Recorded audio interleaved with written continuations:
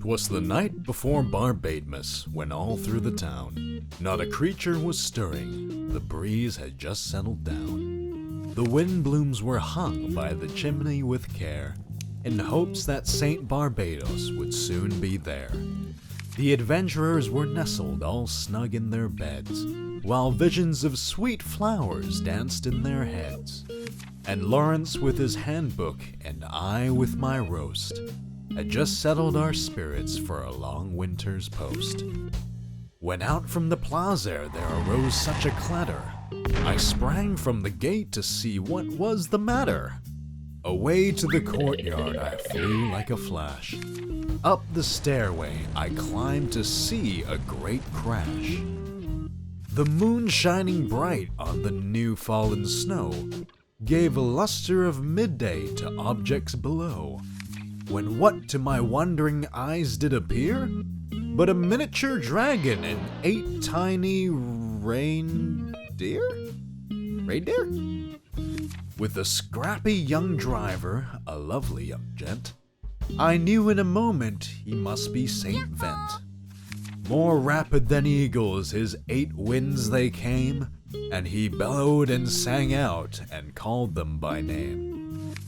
Now Deluc, now Fischl, Albedo and Amber, on Eula, on Bennett, on Razor, on Blitzen, to the top of the church, to the top of the wall. Now fly away, fly away, fly away all, as leaves that under the Archon's wind fly, when met with an obstacle mount to the sky. So up to the housetop the coursers they flew, with the sleigh full of wine, and St. Barbatos too. And when in a twinkling I heard on the roof the prancing and pawing of each little hoof, as I strained my head and was turning around, down the chimney St. Barbatos came with a bound. He was dressed in all red from his head to his foot, and his cape was all tarnished from the ashes and soot. With a bundle of toys and now a lyre in tow, he looked just like a bard about to put on a show. His eyes, how they twinkled, his dimples, how merry. His cheeks were like aster, his nose like valberry. His droll little mouth was drawn up like a bow, and tied tight to his chin was a beard white as snow, with Cecilia flowers pinned tight to his cap, and wind that made his cape flutter and flap. He had a young face, and twin tails of hair that shook when he laughed like leaves in the air. He was cheerful and merry, a right jolly young elf, and I laughed when I saw him, in spite of myself.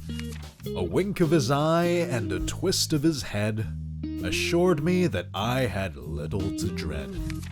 He gave us a smile, then went straight to his work, and gathered the Windblumes, then turned with a jerk, and playing his lyre in a glamorous pose, and giving a nod, up the chimney he rose. He hopped on his sleigh and blew his team a whistle, and gave our bewildered faces a wave of dismissal. But I heard him sing out as he flew out of sight, "Happy Barbatmas, and to all a good night."